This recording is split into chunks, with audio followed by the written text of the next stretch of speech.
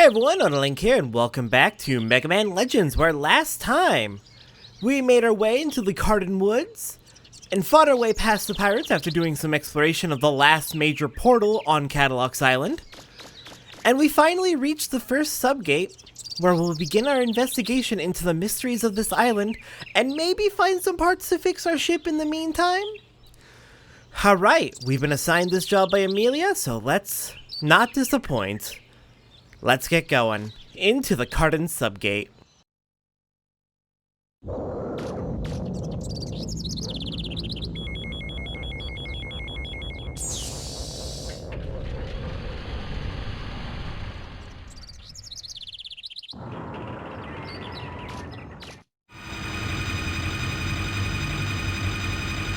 Starting out in the Cardon Sub Gate, there are two ways to go.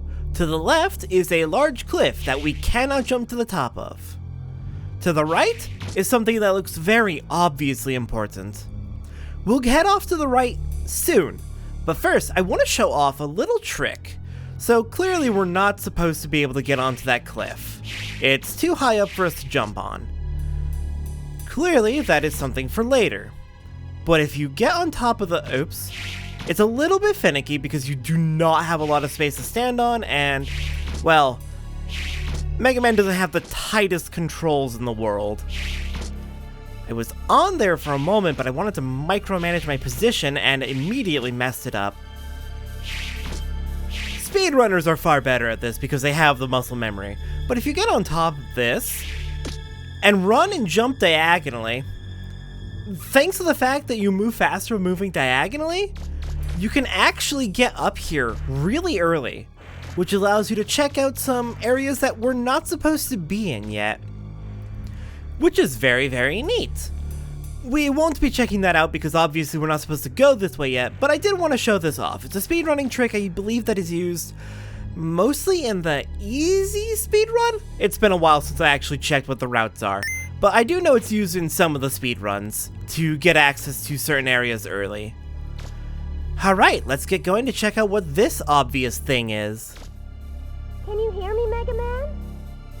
I'm picking up high energy readings from close by. It looks like it's a refractor. And a big one, too. A big refractor. That could be handy. Is the refractor shielded? Most high-level refractors are protected in some kind of shield. You'll have to look for the control console and deactivate the shield. Yeah, that is a pretty thick shield. I can barely see the refractor through it. But judging from what I can see, it's bigger than Mega Man's head. That is a massive refractor. Be nice if we could get our hands on it. Thankfully, the control console's right here. Nothing?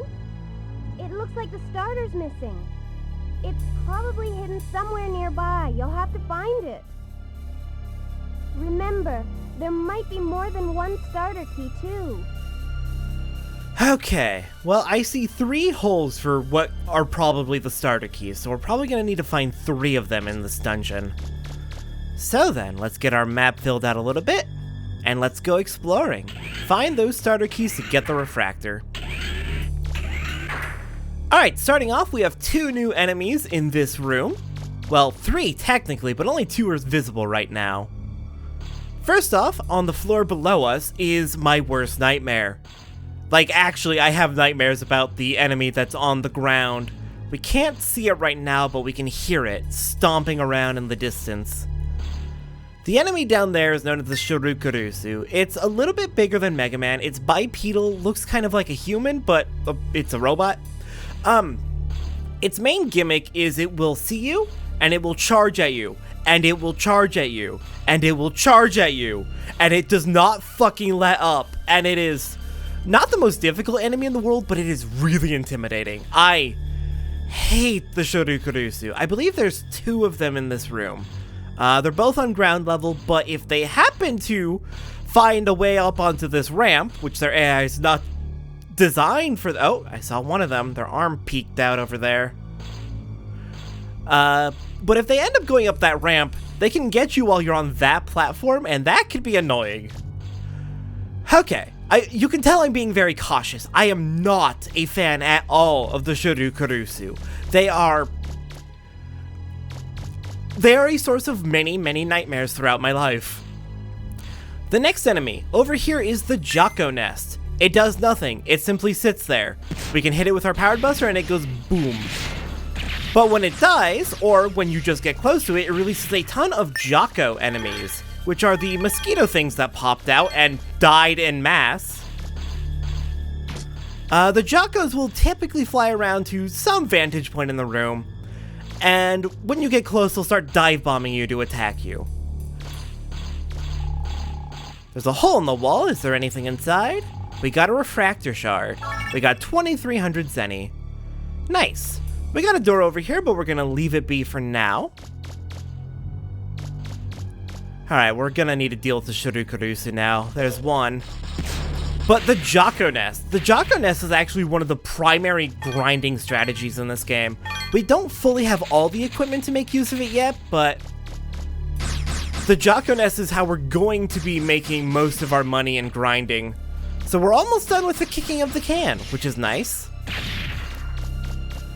But the Jocko Nest releases a ton of money when you kill it, especially if you kill it before any Jockos actually pop out of it. Alright, there's the other Shurukurusu. But yeah, if you kill it before any of the Jockos are really popping out of it, you can make a ton of money. Just gotta make sure you can grab that money quickly. And a way to do that is why we can't quite use it as our primary grinding method yet. Okay, I'm gonna stop wandering around and get back up onto the upper levels. I'll leave the Jocko Nest over there alone because we can't quite reach it yet. Okay, that's a lie. If you do a diagonal jump here, like we did off the elevator, you can easily get over there, but you're not supposed to get there from here. I do want to destroy that Jocko Nest, though. Did I just kill 2 Jockos with 1 Mega Buster shot? Yeah, look at all this money the Jocko Nest dropped for us. It's really, really nice. Did you find anything?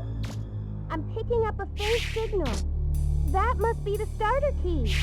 Keep looking. There's probably a few more lying around somewhere. Okay, we got our first of 3 starter keys just kind of lying on the ground over there. Surely the others won't be quite that easy. Oh, good. The Jockos didn't die when they came out.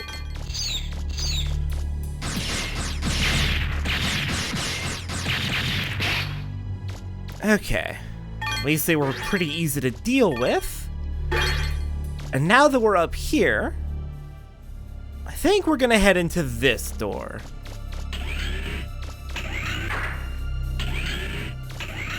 We have a new enemy in this room, the Furu. If a Furu spots you or if you get too close, they'll start slowly drifting in your direction. Which seems harmless, they're just drifting slowly, but if they get close to you, they will enlarge and then explode to do damage. They don't do a lot of damage, but it can be a little annoying if they all gang up on you. Okay. This hole in the wall gives us an old doll. And there's a switch over here. What does the switch do?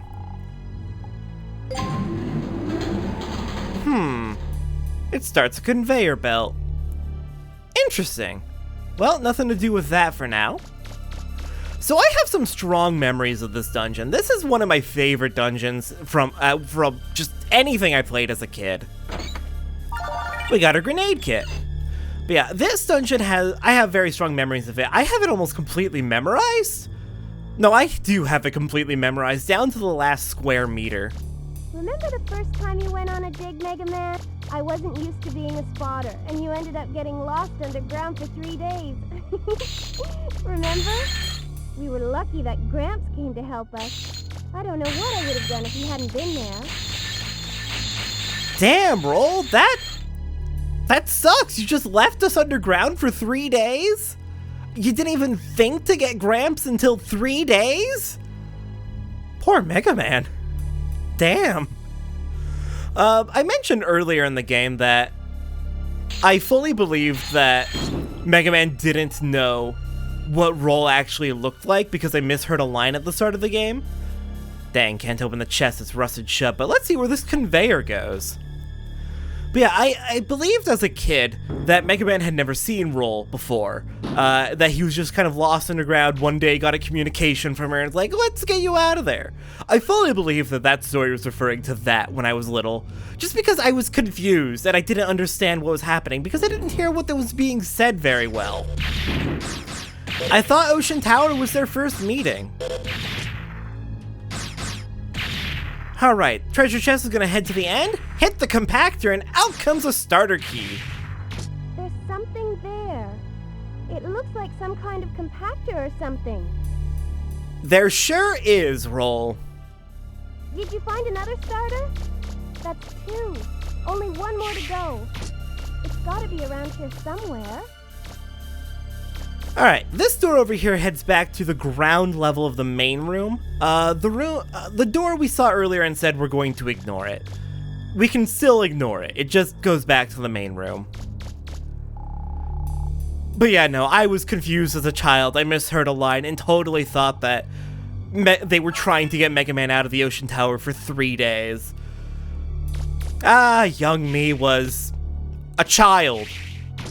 Please forgive me. Anyways, back to what I was saying earlier. I had this dungeon basically memorized down to the square meter. I love this dungeon. It's nice, it's simple, it's enjoyable, it's a very good first dungeon after the Ocean Tower. To the point that something I would really love to do at some point is I would love to make a game of my own. Maybe in the Mega Man Legends style, because I think this is a very... It's a well-beloved game, but there's not a lot of games like it, and I would love to see more games like it, and maybe someday, if I ever had the ability and motivation, I could make a game like it myself.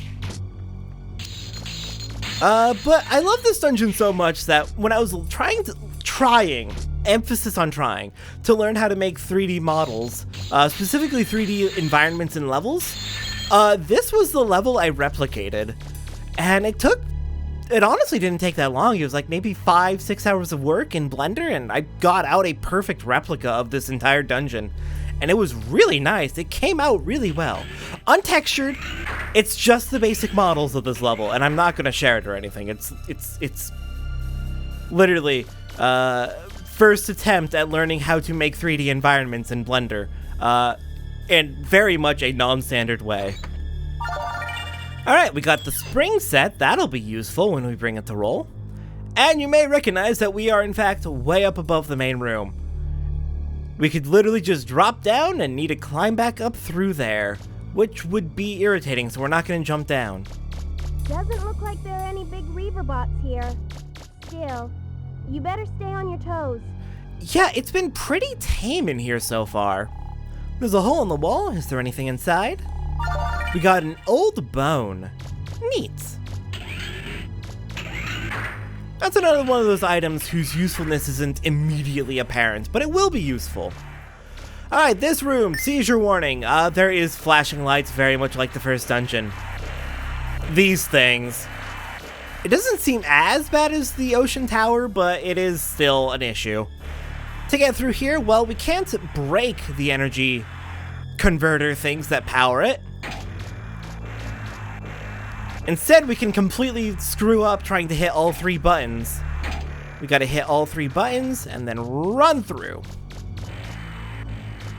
And if you look at the map, hey, we've been here before. In fact, we could hear the barrier from the other side of the wall back in the starter room. That's it. Now you should be able to access the console. Nice, that's all 3 starter keys.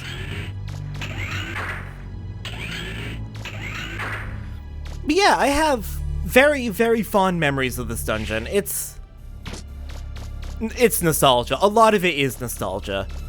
Because this was my first video game. Everyone's first video game is special to them. Nothing wrong with that. And yeah, just to demonstrate the thing I said earlier, yes, this door does go to the compactor room.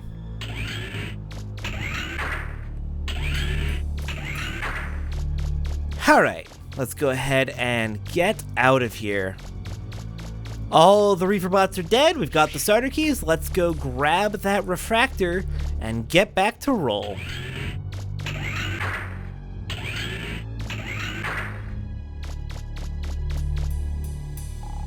That's all the keys. What do you do? Well, lower the shield, of course. What else are we gonna do?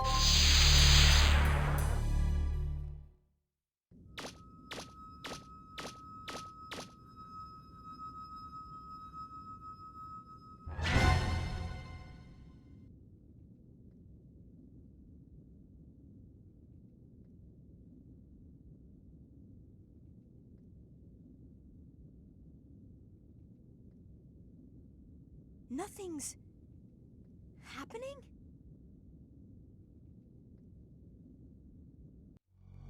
No traps or security? That is odd. Well, I'm not gonna complain about an easy snag and bag and flee. Let's get the heck out of here before something does go wrong. Nothing will go wrong, don't worry about it. Alright. Easy Refractor. Whoa, it's a yellow Refractor, and a big one too. Good going, Mega Man. We can use this to power all sorts of things. Well, it's a little small to fix the flutter, but I wonder what we can use it for. Let's think of something we can do with it. Alright, we'll have to find something.